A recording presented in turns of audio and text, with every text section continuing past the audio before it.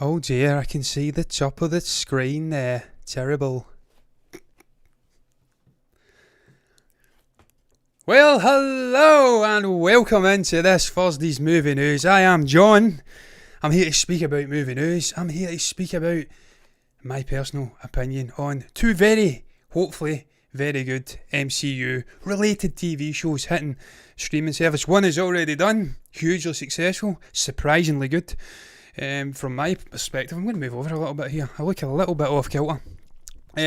Not surprising in the sense that it was tremendous because it's Kevin Feige and he knows what he's doing, but surprising in the sense that, screw that, just how well, what a shambles this is, I'd be as well just starting again, surprising just how well that him and the writers managed to incorporate this TV show, sort of other universe, pocket universe concept, and they've done it so well. And what I'm pondering here in this show, first and foremost, amongst many other talking points on this show, is whether Falcon and the Winter Soldier can top Wandavision. I was just speaking about Wandavision and the brilliance of that script, the brilliance of the story, the brilliance of the way it brought in just a white vision and a more cosmic witchcraft side to the MCU, which we hadn't seen before. And I'm pondering whether this Sebastian Stan and I'm blanking on his name, Anthony Mackie related TV show can top the latter. Well, on a personal point, as you can see behind me, I'll come back to myself. I have the shield behind me, so I hope it does top it, because I want to see the legacy of Captain America getting handled with a bit of tact. I want to see it getting handled successfully. And we know we're already getting Steve Rogers coming back at some point. He's signed the deal. He's going to be appearing once again. So I'll get into that, whether that maybe spoils the heaviness of this story, the thematics, the legacy of the Captain America character, the legacy of the Shield. But basically where I'm getting this from is I've seen a nice little, a couple of interconnected articles relating into this topic. Kevin Feige's been out speaking about it.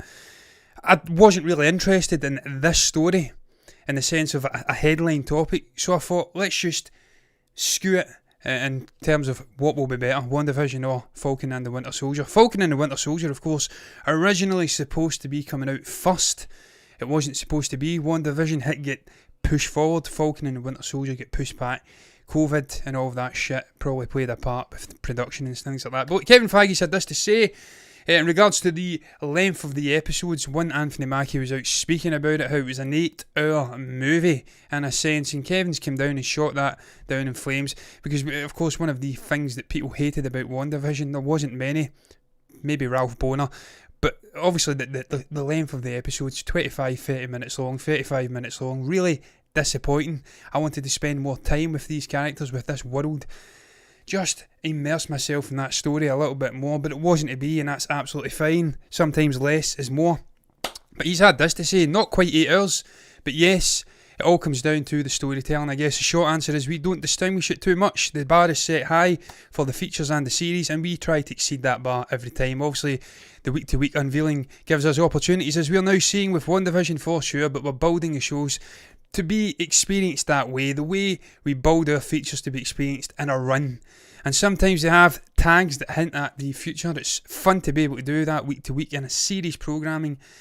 But other than that, it's very much the same high bar that we try to set ourselves and want to meet the expectations that the audience has when they go to a theatre to see one of our films and when they turn on Disney Plus. So in a sense, how I've connected that into the headline is there is a bar of excellence over at Marvel Disney that Kevin Feige has set over the last decade or so.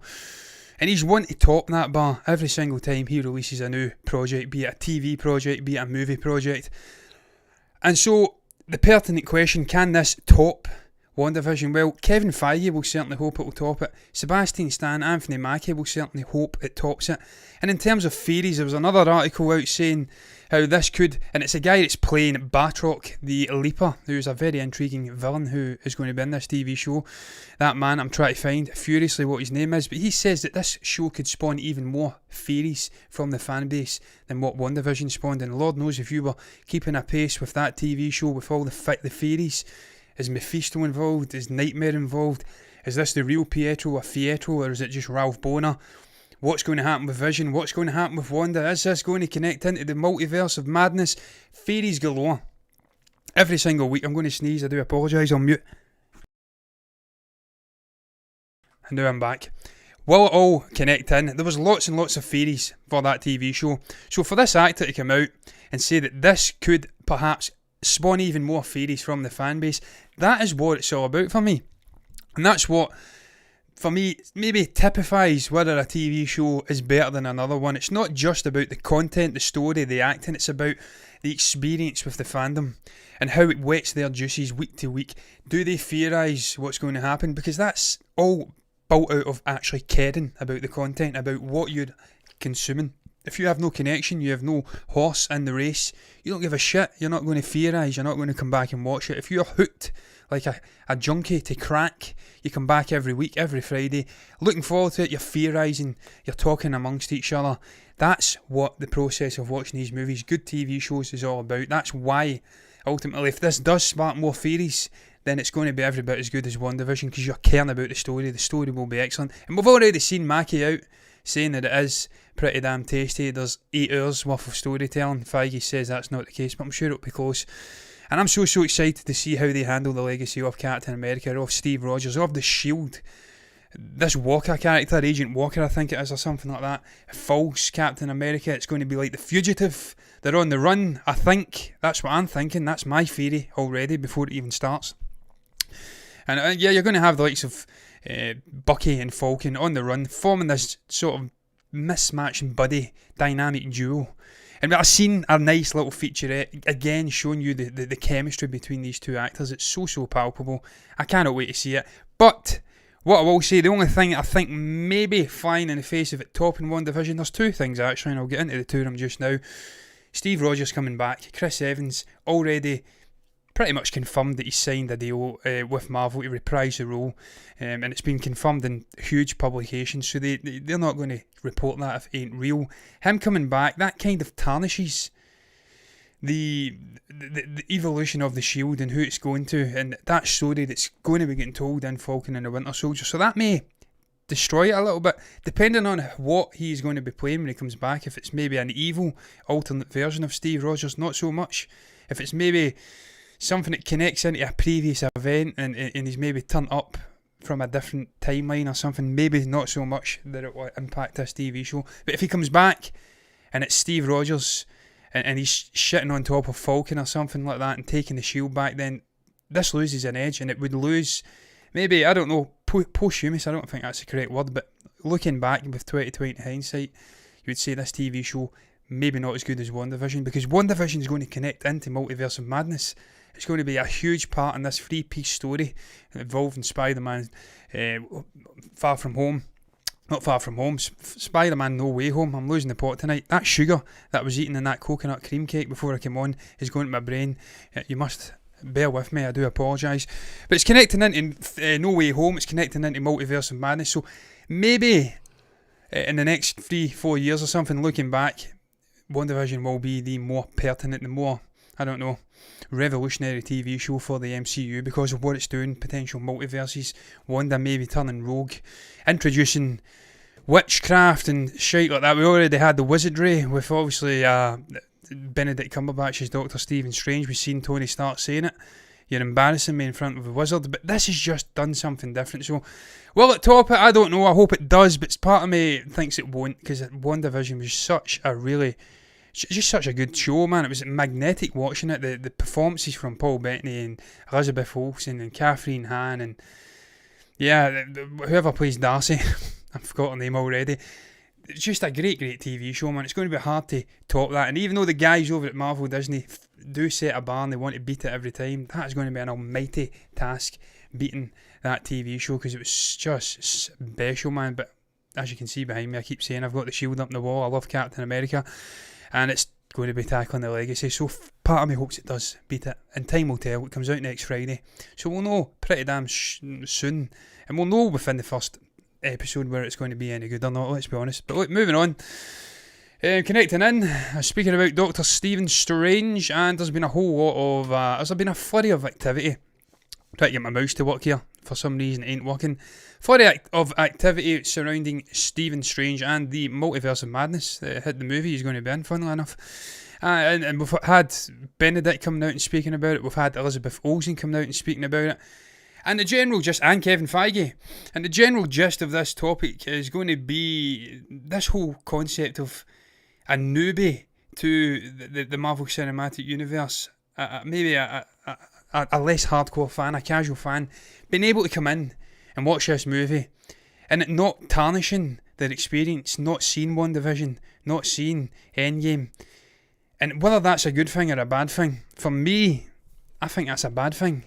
We had Kevin Feige coming out 6 months ago and saying that you have to watch all of these TV shows on Disney Plus to remain in the loop, to be connected to the greater MCU. Now he's coming out in this interview and he's saying something completely different, and this is what the man says.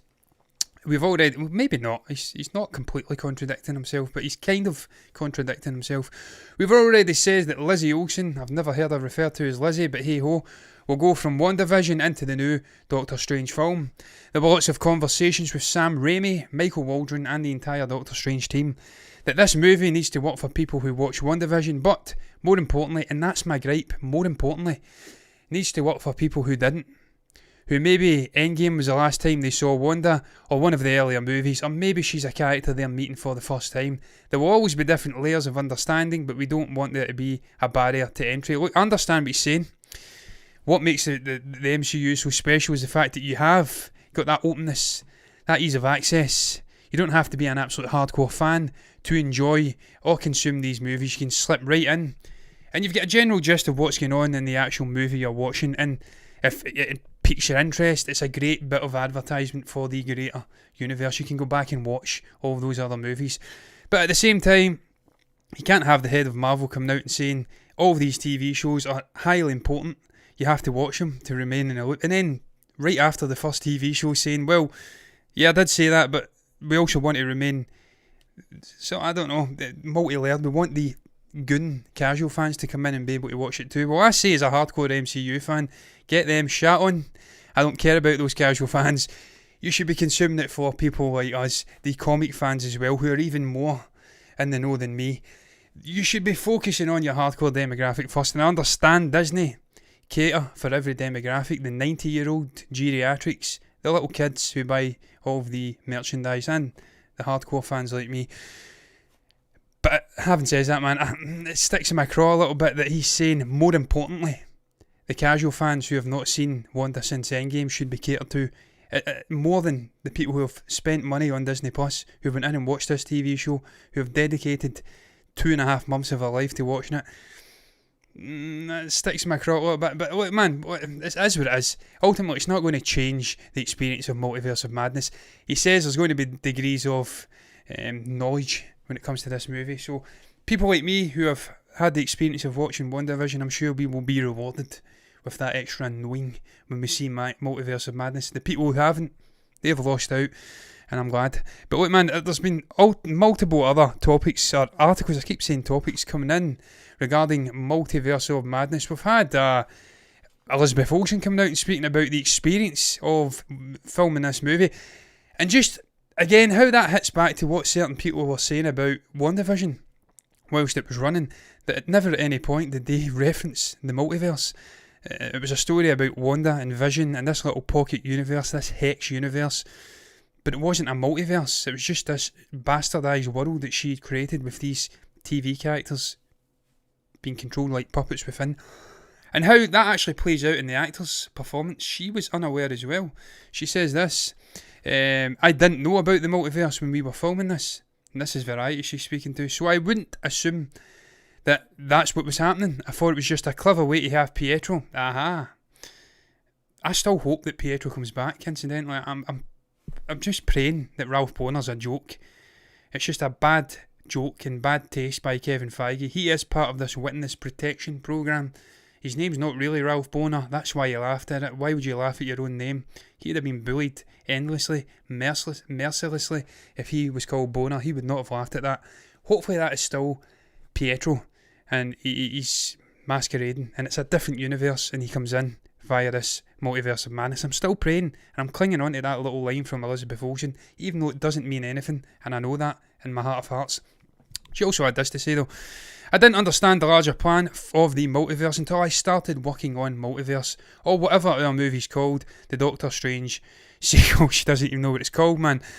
So, yeah, very interesting. Again, I read about the director, the producers involved in Wandavision, how they encounter new projects within the Marvel universe, how it's an open sandbox and they pass the baton on, and it doesn't matter the size of the project, be it a big blockbuster TV show, they have their little influence on where the events are going. I find it interesting that that's fine in the face of that almost. This director was liaising with the team over at Doctor Strange. They were right next to each other, the productions. But Elizabeth Olsen is completely unaware of the multiverse, the greater concept of this story. Maybe there is layers of knowing within the directing and within the cast and the crew over at Marvel Disney. I don't know, man. But look, I'm sure it's going to connect beautifully. We know she's dabbling with the multiverse at the end, and that end credit scene, how it's going to interplay with Multiverse of Madness. Will she turn rogue, be a minor villain? Will she be an out-and-out villain? Will it be nightmare twisting things? Will she be a helping figure for Stephen Strange in this movie? I don't know, but I'm very excited about it. And another reason I'm very excited about it is for this quote from Benedict Cumberbatch. He has been waxing lyrical about working with Sam Raimi and the very collaborative spirit that is ever present on the set of this movie. He says, Sam is amazing, he's so collaborative. God, he comes with baggage of an icon. He's an incredible force, especially in this genre. But he's so humble, he's so nice, he's so appreciative. You really want to serve him, and boy, when he's happy, you know you've done something right. It's so good at getting you there. He's so good at getting you there, I should say, and getting it there. It's been a very, very collaborative process, this one. Our origin stories, I guess, and obviously the beasts that were the Avengers movies. To be part of that, to be a part of, were a thrill. But you're kind of just along for the ride. You do the best with what you've already been got given to do. The second time around, there's a bit more of, so what do you want to do? How do you want to go? How do we go about solving this? So it feels very creative, scarily so sometimes. I completely understand what he's getting at there. Huge blockbuster movie. Very, very, how shall I put it? Pertinent to the future of the MCU. Multiverses, we could see characters coming in and out of this who we've never discovered before, who we have seen before but very different. This could have huge ramifications, and if he's got a creative, collaborative role within this story about where he's taking this story, about where he's taking the character of Stephen Strange, it's a huge responsibility. But I could imagine it also being an uplifting, sort of happy experience too, when a guy's been put in a character and he's got a set parameter to work within, to have this freedom. It must be really nice. I know Taika Waititi gave that to Chris Hemsworth and it reignited this man's passion in that character. So yeah, man, look, I'm really looking forward to this. I'm so happy that Sam Raimi came in. I felt sorry for Scott Derrickson, but it is what it is. Sam is an absolute Goliath of a director, and he's worked in some of the greatest superhero movies of all time in the early 2000s with Tobey Maguire's Spider-Man movies. I was about to call him Tom Maguire, I don't know why. So this guy's hugely experienced, and he's, I keep saying it, almost the first experienced director we have had play in the MCU. It's usually been up-and-coming directors, unknown directors with a creative flourish who have got a sort of, I don't know, what would you call it? I don't even know what the word would be, but they've got a sort of fan base of their own, i.e. Taika Waititi, but they're not quite Steven Spielberg yet. Sam Raimi is not Spielberg either, but he's on that sort of veteran level, so it's going to be interesting to see how he brings that in to the MCU, that experience, how it's going to impact on the story. So excited for it, man. But look, staying on the Benedict Cumberbatch sort of theme, he's been out speaking. He was speaking to Collider, I believe. They asked him about Grand Admiral Thrawn, because everyone's been fan casting Cumberbatch as Thrawn. Perhaps in this Ashoka Tano TV show, she's going to go head to head with Grand Admiral Thrawn. I wish her all the best with that. Grand Admiral Thrawn is a very intelligent cerebral, is that how you call it? I always say cerebral, intelligent character. So she's got a work cut out for her there. And yeah, he's speaking to Collider. They asked him, does he know who Grand Admiral Thrawn is? And he doesn't, apparently. This is what they had to say. They asked him, there's a lot of people would like you to play a character called Thrawn, and I'm just curious if you've heard people saying this, because I could see you playing this role, as could I, or Hugo Weaving. And he says this, Grand Admiral Thrawn, does he turn into Peter Cushing or something? Is that? No, he does not. That is Grand Moff Tarkin, completely different character. You're at it, Benedict. I know you are. And they go on to say, no, he's blue, he's a very cool character, a villain, yada yada. And he says this, that's a straight no from me right now. There's no way I would turn blue. I turned the air blue very recently. No, seriously, I have precious, I can't speak, time with my children, and I think sitting in a makeup chair and being painted blue, the amount of time it would take to do that and then take it off at the end of the day it's not the right time in my life for that. Well, I hope he's bluffing, because I would love to see Benedict playing Grand Admiral Thrawn. He's such a good actor, he's got such, how shall I put it, charismatic presence when he's on the screen. The women love him, the guys love him, everyone loves Benedict. He's a classic trained English actor. I can't think of anybody better to play that character than Benedict, other than Hugo Weaving. And Hugo's getting a little bit old now. But again, he's got that dulcet tones, he's got that presence. So if they can't get Benedict, I suppose they can go for the second best option, Hugo Weaving. But I understand what he's saying, man. He's at that time in his life, he's balancing various different aspects of his life, private, personal, business, yada yada. He's got kids, he's got the makeup, he doesn't want to do it, but they would streamline that makeup process. If you've ever watched Paul Bettany and just the likes of Jennifer Lawrence with their characters, Mystique and Vision, and how they evolved in the application of makeup over their time playing the character. It's long and winded at the start, but they get it down. Those makeup people are absolute genius in and of themselves, so I wouldn't want that to be a barrier to Benedict playing a very cool character, and a character who, I don't know, it just seems a perfect fit for him. He's cerebral. He's a cool guy, the way he studies cultures and stuff like that, and he's not been seen in a live action sense, and I know, me included, a lot of people want to see this character making the jump to live action. We've seen Ashoka Tano form from cartoon animation to live action. Why can we not see Thrawn do it too? I think it's going to happen, and it'll be very intriguing to see who they actually get in to play the role. It may not be Benedict, but I'm sure they'll get it right regardless. Moving on though, man, to the fourth topic. It could be the second last topic. I may ditch that Kenneth Branagh Bee Gees topic, because to be quite frank with you, I don't really care about the Bee Gees. I know they're hits. They're getting a biopic movie. I'll speak about it now briefly. I'll be succinct. He's directing a Bee Gees biopic. Everyone's getting a biopic now. It's been a musician of prominence. Trouble is, are the Bee Gees, did they live the life of Freddie Mercury? Did they live the life of Elton John? Were they out partying, taking drugs, drinking, hooring and touring it? I don't think they were. They were very clean cut, singing hairdryers. I don't think that would be an interesting story. I'm sure I'll be proved wrong. I don't know much about the Bee Gees. They may have been absolute rock and roll stars out there, hooring and touring it, snorting coke, doing everything. I don't think so though. Is that a movie I want to see? I don't think so. I love Kenneth Branagh though, so he may change my mind. But look, we're not talking about the Bee Gees. That's it. It's done. We're talking about Ryan Coogler. Speaking about Black Panther 2 and how it has been the hardest thing he's had to do in his professional life to date. He's got a very lengthy quote, and of course he's talking about the sad passing of Chadwick Boseman. The legacy of that man, the huge void he's left, not only in this movie, but in life in general. And of course, good friends with a lot of these people and on this production. So, difficult task to fill that void and try and, further this story without T'Challa. It's going to be incredibly difficult. I wouldn't even know where to start. If anyone's going to do it though, it's going to be Ryan Coogler, a truly tremendous talent, an amazing writer, and his work with Michael B. Jordan over the years has been mind-blowing. So I've got complete faith in this guy, despite the difficulties, the trials and tribulations he's facing, that he will get it right. But this is what the man said. He says, one thing that I've learned in my short or long time on Earth, well, that depends on how old you are, Ryan. I don't think you're that old, mate, so I think we'll go with short life. However you look at it, it's very difficult to have perspective on something while you're going through it. And this is one of the more profound things I've ever gone through in my life. Having to be a part of keeping this project going without this particular person who was like the glue that held it together. That said, you've got a professional life, a personal life, and when you work on something that you love, those things blend. Your life kind of becomes your work for part of it. And that's very, I don't know, how would you put it, very wise words indeed from Ryan Coogler. I think it's going to be very, very interesting to see how it does blend. Obviously, this guy's left a lasting impact on everyone, the cast, the crew, everyone in general, just fans of the character, fans of the man. So it's going to be very interesting to see how they try and handle this. Do they handle it by, I don't know, showing his passing on the screen with CG or something, or do they just pay tribute to the guy off screen, maybe in the actual intro? I don't know how they're going to do it. It's got a very difficult task indeed. Who do they pass the baton on to as well? Time will truly tell with that one.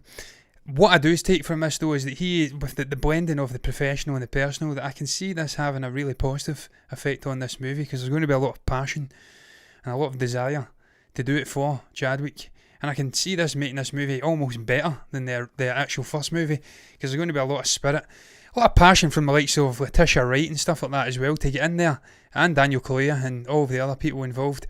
Winston Duke, I think's the other one. I'm still hoping Michael B. Jordan comes back as Eric Killmonger and actually takes the title of Black Panther, just with him being his best friend and stuff like that. I think that'd be really special. But I think it could almost be a good thing for the story, him channeling this at being a difficult moment, because in your moments of difficulty, the low troughs in your life, you tend to find that's when you spark and get some really special things. You've seen it with John Lennon and the Beatles. He lost his mother. That sparked off an amazing music career. All of these people who have had tragedy in their life, it tends to create something truly special. So I'm excited about this, man.